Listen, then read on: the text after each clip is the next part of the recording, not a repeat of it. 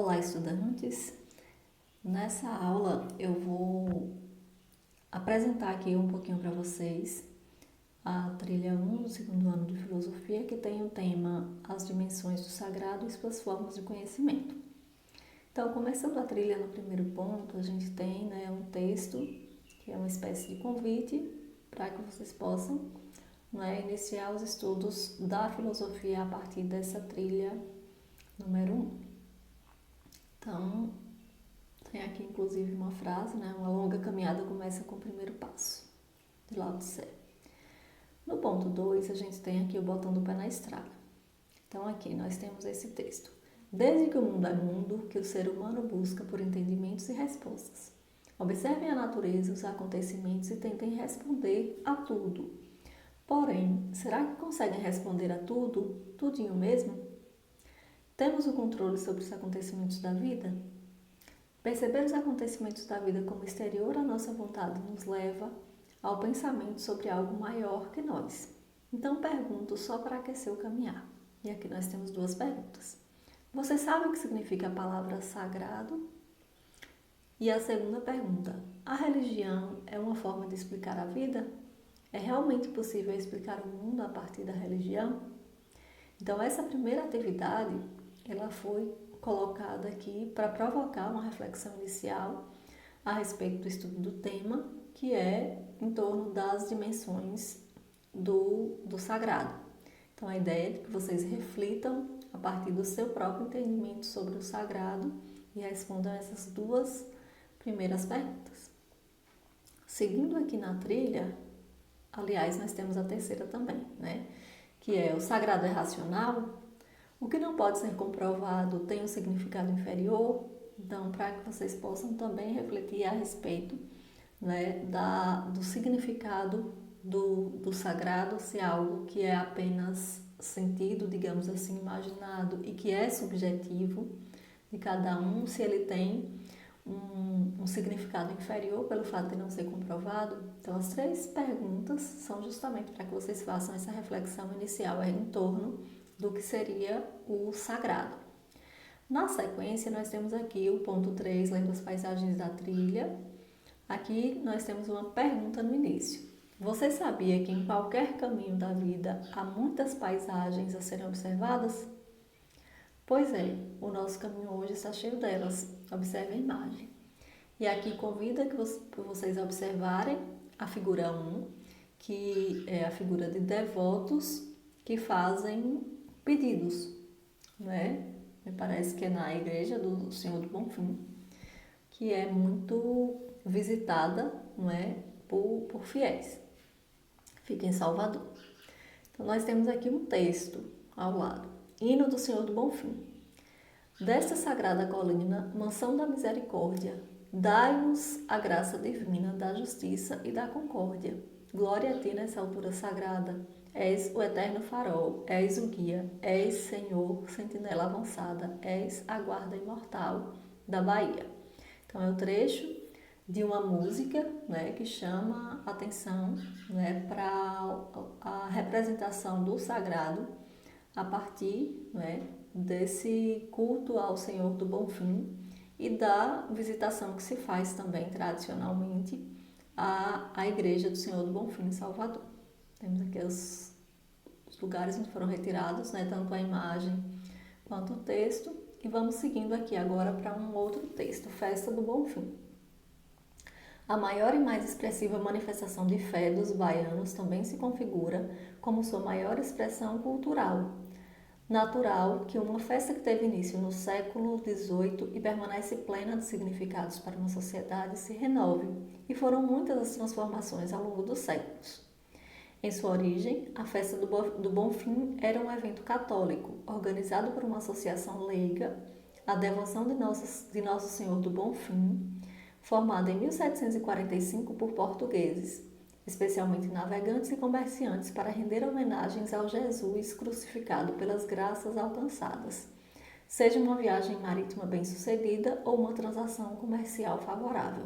Então, observem que esse texto ele traz um pouco do processo histórico de transformação que deu origem a reverência ao Senhor do Bonfim e, consequentemente, né, a essa comemoração do sagrado em torno do Senhor do Bonfim e da visitação à Igreja do Senhor do Bonfim. Seguindo aqui. O Bonfim é uma referência muito importante para a maioria dos católicos, sobretudo os mais tradicionais, e do povo de Santo de Salvador. Quando alguém se dirige ao Bonfim, não vai necessariamente em busca da consolação distinta de uma ou outra entidade religiosa.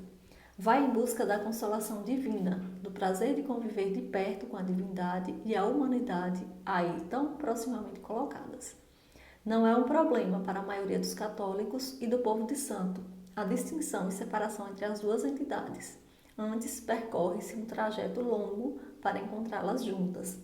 Então, aqui nesse último trecho do texto, é interessante a gente observar também, não é, que não se trata de uma comemoração restrita a uma religiosidade. Por exemplo, não é uma festa exclusivamente católica, mas que seria, não é, uma busca por uma entidade, não é, por uma consolação divina e não por uma entidade religiosa.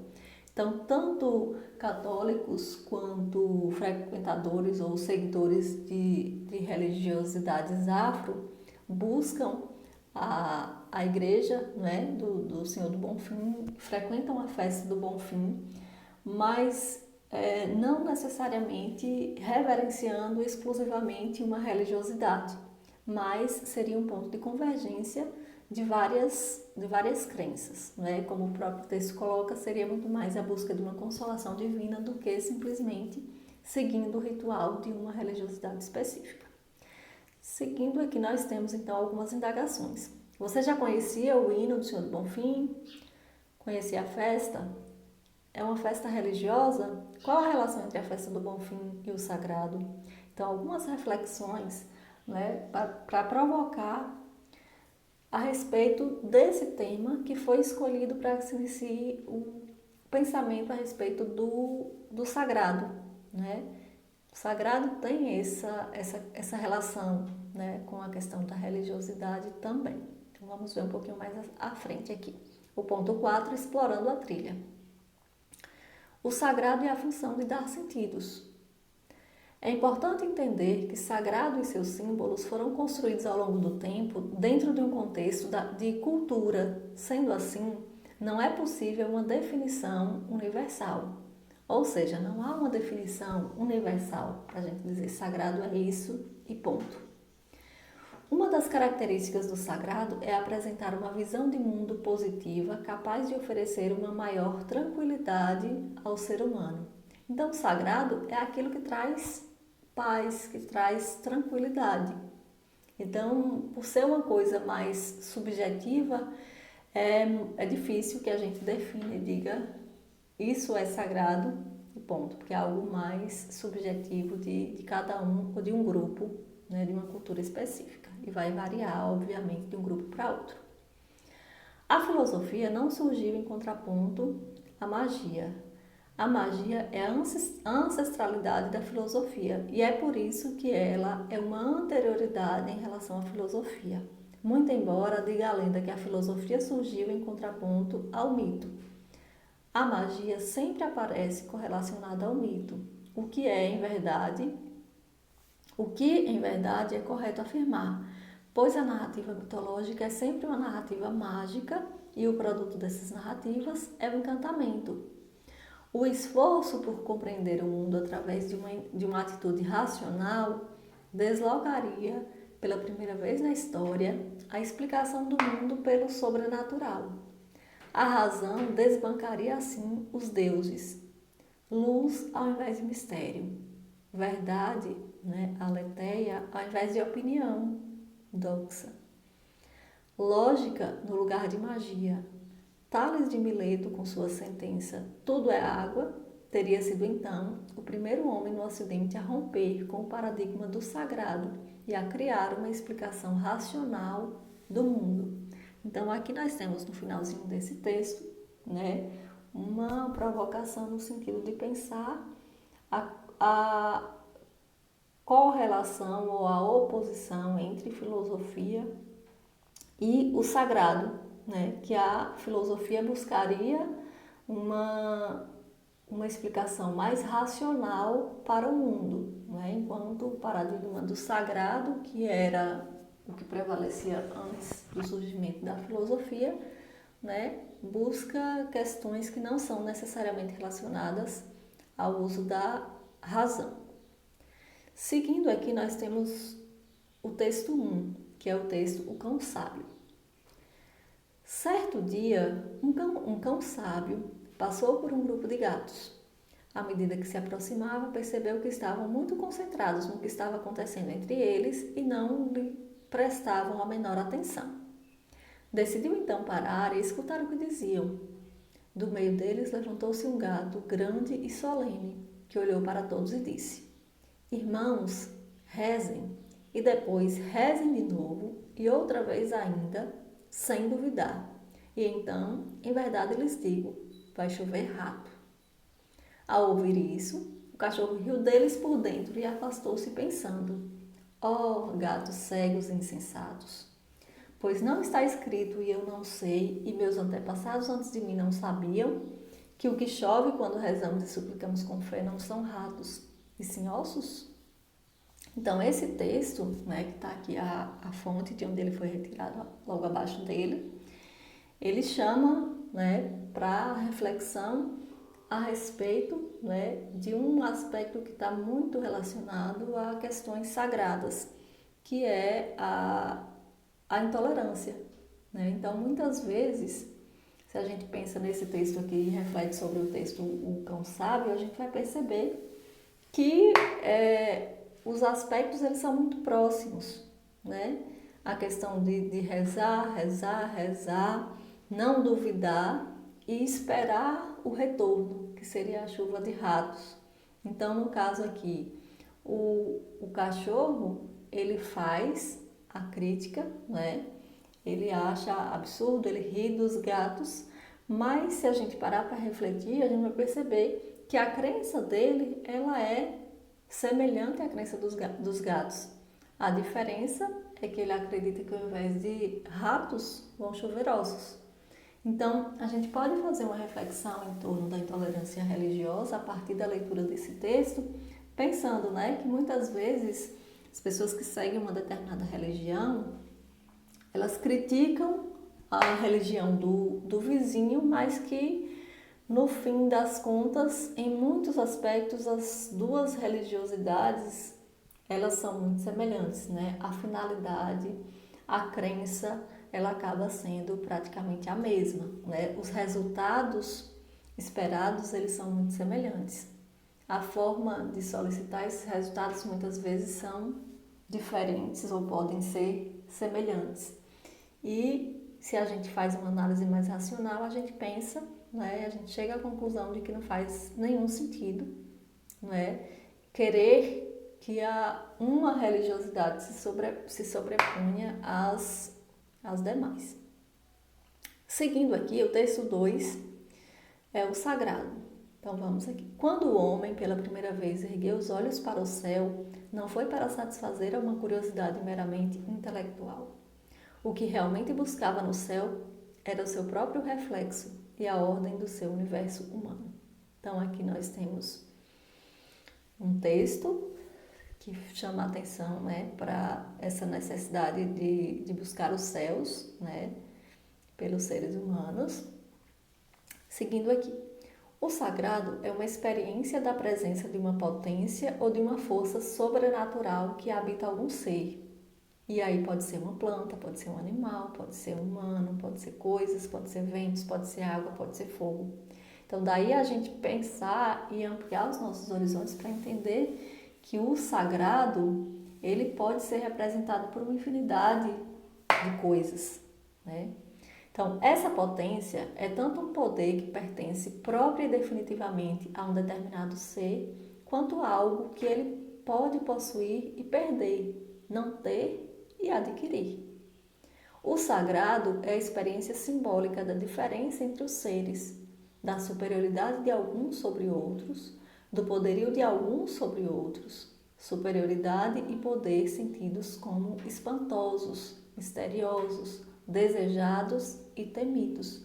Então, essas características, elas estariam presentes naquilo que torna-se sagrado. A sacralidade introduz uma ruptura entre o natural e o sobrenatural. Mesmo que os seres sagrados sejam naturais, como a água, o fogo, o vulcão, isso vai variar de uma cultura para outra, né? É sobrenatural a força ou potência para realizar aquilo que os humanos julgam impossível efetuar, contando apenas com as forças e capacidades humanas.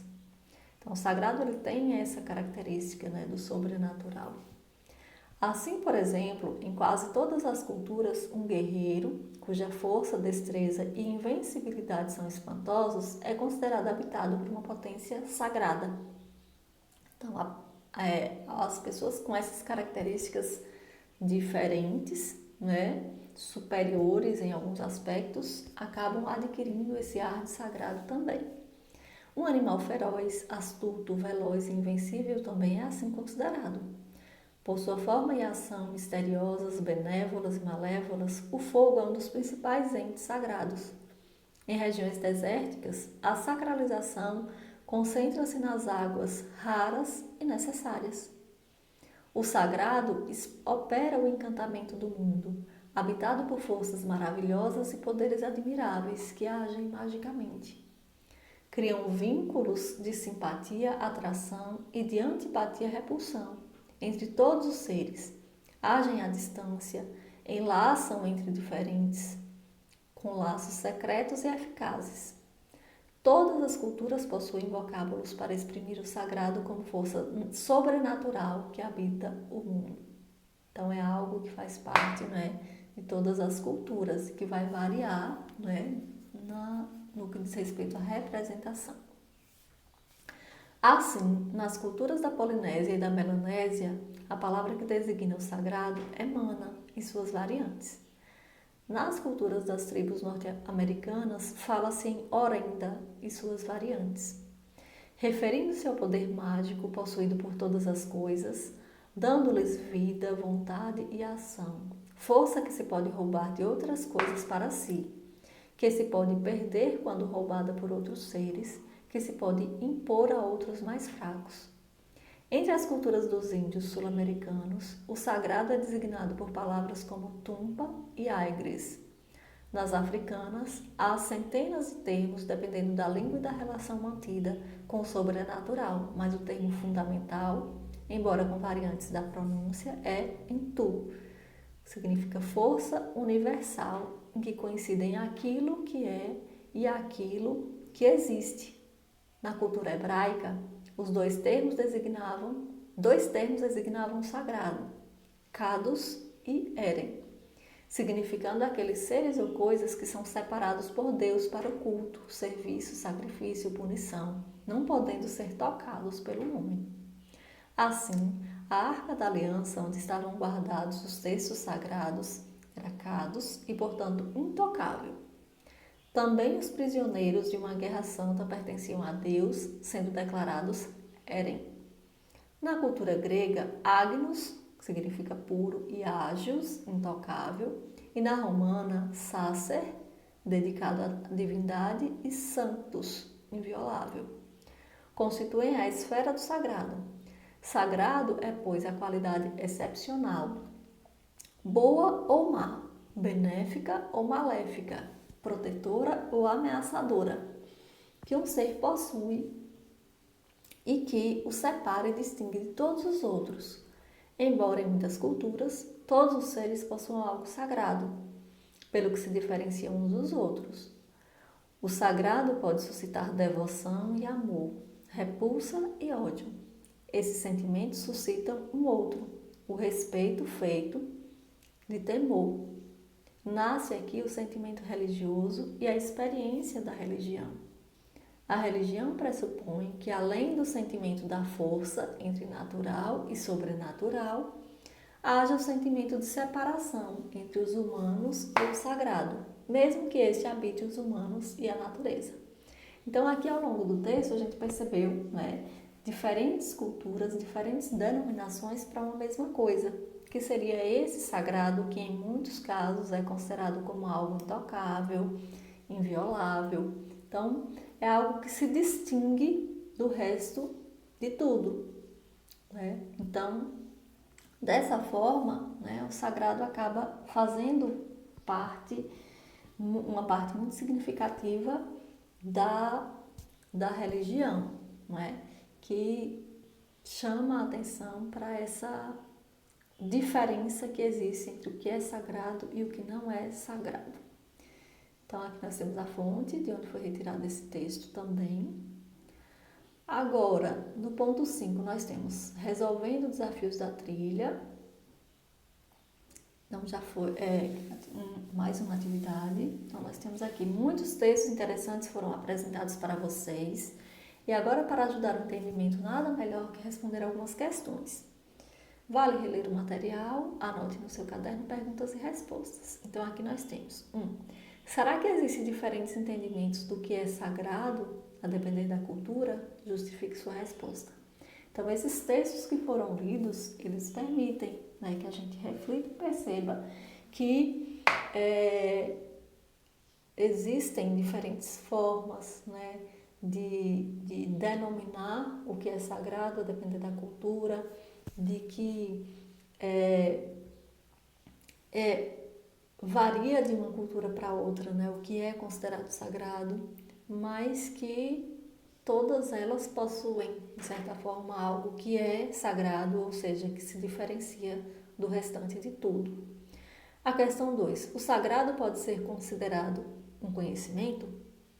Então, essas duas questões aqui para provocar reflexões a respeito dos textos que foram apresentados anteriormente.